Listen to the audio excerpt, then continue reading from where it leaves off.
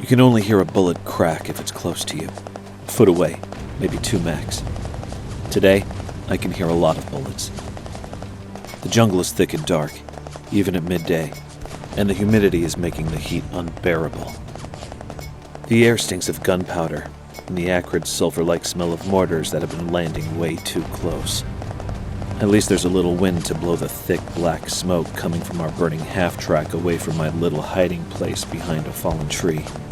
We got ambushed, but then again, that was our job in the first place. The brass calls it seek and destroy. I call it the world's most dangerous game of hide and seek. We're always the ones seeking. For their part, the Vietcong and their NVA allies have a habit of picking the best hiding spots, and in this thick of a jungle, it's not exactly hard to disappear. Problem is, they got a nasty habit of reappearing behind your back. Dozens of them, popping out of the tiny hidey holes they dig into the soft ground. I'd been into those holes, once. I threatened to shoot my squad leader if he tried to make me go in again. I'll take my chances out here instead of dying a black pit in the ground. The guys that actually go in there, that make a job of it, I don't think they come out right in the head. And who can blame them when every second you spend in those holes you run the risk of getting gassed or flooded or being crushed to death by a cave-in. Today, though, I wish I had a hole to crawl down and hide in myself. I don't know where I am.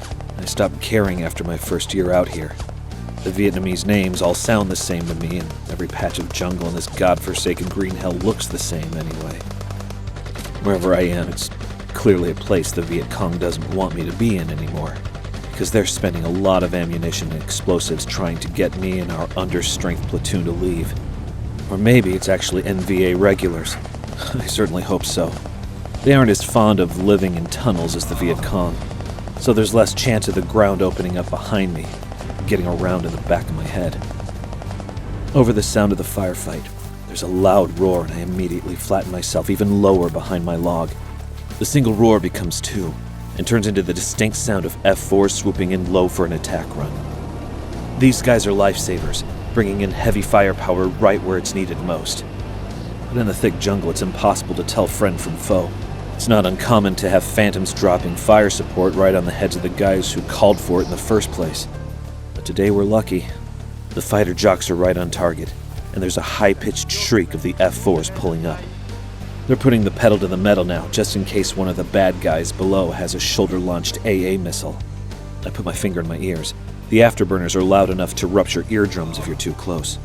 The pull-up maneuver means that they're weapons-free, and several canisters of explosive napalm are on their way to some unlucky SOBs below. There's a deep whomp sound with regular explosives, then the sharp percussion of the rest of the explosion catching up to your ears. With napalm, though, it's just a terrible whoosh sound, like a giant drawing in breath. Then the terrible roar of flames, thousands of degrees hot, filling the jungle. In a flash, the 2 F4s have turned a half-mile track of jungle into ash, and the napalm doesn't stop burning when the trees are gone. There's no screams from the victims. Only those on the very periphery of the strike make noise. The rest are dead before they have a chance. Anyone caught inside the delivery area has their lungs instantly carbonized by the superheated air. I've heard rumors the fire burns so hot your nerve endings are destroyed and your brain boils before you even get a chance to register the pain. Maybe it isn't all that bad of a way to go. The dead don't scream, but they do smell. Halfway through my second year in this madhouse, I'm still not used to it. I puke up what little food was left in my stomach, and then feel ashamed that I'm grateful to be fighting on the side with napalm, not on the one without. Hours later, we're finally back in the relative safety of our fire base. There's a few fighting positions around it that are manned 24/7, but that's about it in terms of defensive features. The trees have been cleared for 100 meters in all directions so our guys posting guard duty can see someone sneaking up. But it doesn't stop the snipers from taking pot shots at us in the dark. Truth is, nowhere's safe in Vietnam. But you try to push that thought out of your mind as best you can. Drugs and booze help. Luckily, there's no shortage of either. It's the usual talk from the guys around camp. Girls, the day's fighting. Girls, bets on who's going to make it home. Girls, bets on who isn't. Death's a game. And in some forgotten recessed corner of my old civilian mind, my normal mind, it's a sick thought. But out here, You have to make it a game. It's the only way to function. A few people talk about something else, though, barely raising their voices over a whisper. They talk about leaving. Just getting the hell out of Dodge and finding a way back home. They're talking about deserting. It's mostly a joke, a fantasy, a little dream to get you through the day. But like a good joke, there's always an element of seriousness in it. Enough to change the topic whenever leadership's around, at least. I don't know why, but tonight the fantasy is very real to me. We spend the night talking, BSing, laughing, but I can't stop thinking about it. Getting out of Dodge. Before turning in, we get the news. Tomorrow we go out again, this time with a transport detail to tow the destroyed half-track back for repairs or salvage. We have to deny vital assets to the enemy, as our lieutenant put it. They want us to go back to that half-mile strip of jungle turned to ash. Do like we always do and go out into the jungle, get into a fight, drag home the dead and wounded, turn around and do it all again. The same fight again, over and over again, for years. As I slip into my sleeping bag, it hits me. I know something's changed. That fantasy is real now. I can't do this anymore. I can't go back to those charred, blackened corpses again. I won't. I don't have a plan, but in the dead of night, one falls right into my lap. The fire base is small, but large enough to have 3 platoons permanently stationed here. And that means we need a lot of supplies run up to us. Typically this happens once a week, with heavily armed convoys bringing in ammo, food, water, and leaving with the seriously wounded in some kind of sick barter. Tonight, the convoy rolls in at 3 in the morning. They're always changing the schedule up to hopefully prevent an ambush.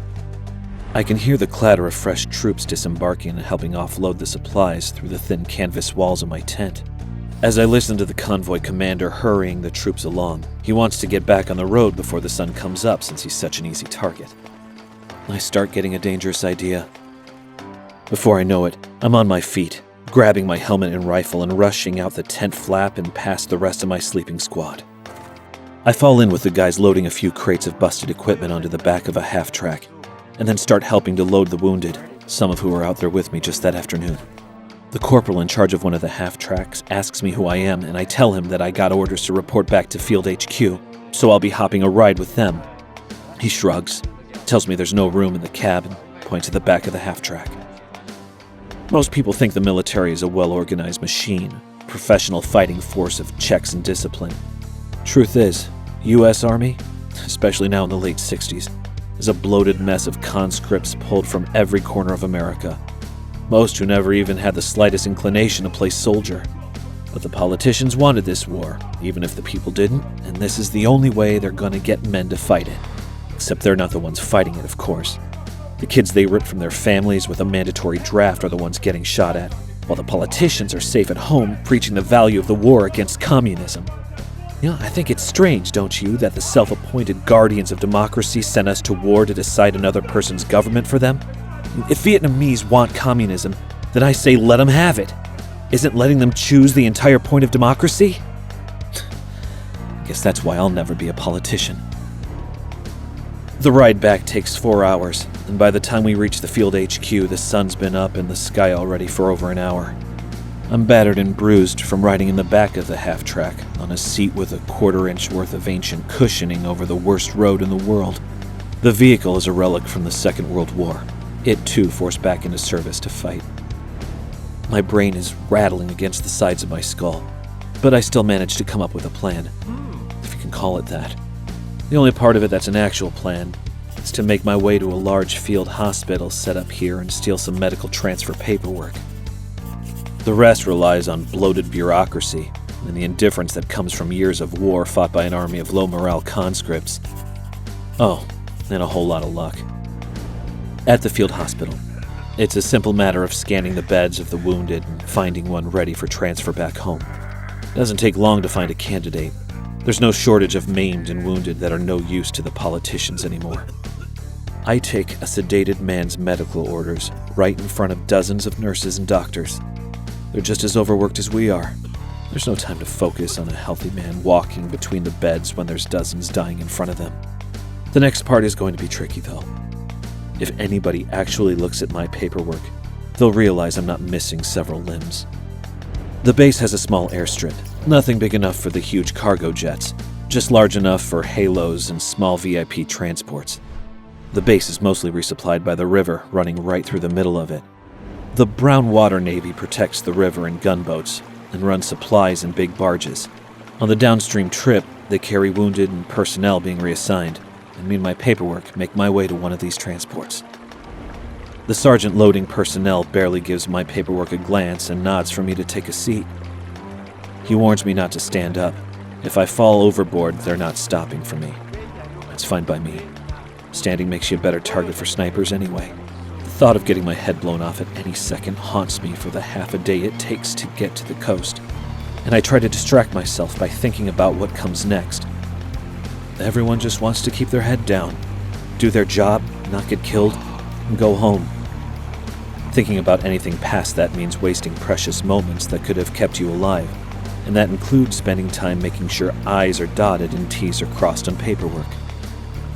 We arrive at a major airbase on the coast, where I disembark and flash my orders at an MP on the dock. He directs me towards a C-130 taking on passengers. Ironically, that MP will probably be looking for me in a week or two, when news of my desertion finally reaches him. Everyone else is worn out by this endless war, but the cargo plane jockeys, I don't trust them to be as burned out as everyone else. They don't fly their big planes in the front lines or the deep jungle. They run cargo from highly secure installations on the Vietnam coast to Okinawa, Guam, or the U.S. mainland. Not much different from running civilian cargo routes back home. They haven't been chewed up and spit back out by the war. So I take precautions. I stain my paperwork with some muddy water, making the ink describing my injuries too runny to read properly. I do the same with the name on the paperwork, though I got lucky and had found someone whose first name started with the same letter as mine. So I leave that legible. It's not perfect, but maybe, just maybe, these guys are just a little bit as tired and worn out as the rest of us. The C-130's engines are already running as I join the line of soldiers boarding for a flight back home. Some are wounded, others are at the end of their enlistment. Everyone looks the same, sunken faces with dead, hollow eyes. The plane's loadmaster takes a look at my paperwork and frowns. She asks for my ID and I show it to her. I didn't think it was possible, but she looks even more unhappy. I tell her, "Look, I tried to get new paperwork, but have you seen this place? This whole war's a mess." She nods. She doesn't have the time or the energy to investigate one guy's stained paperwork. It motions me forward. From the moment I sit down in my seat, I don't think I can breathe again until the plane is in the air. Through a small window, I can see the jungles disappearing below into a beautiful gray haze as we climb above the clouds. I figure in a few days word will slowly start to get out that I'm AWOL. But there's bigger priorities in this war than chasing down a single soldier. It's easy to get lost in the bureaucracy when everyone's just too tired to care. That's what I'm hoping for, at least. Go ahead. Call me a coward. I don't care anymore. I just want to wake up without the smell of burning flesh in my nose again.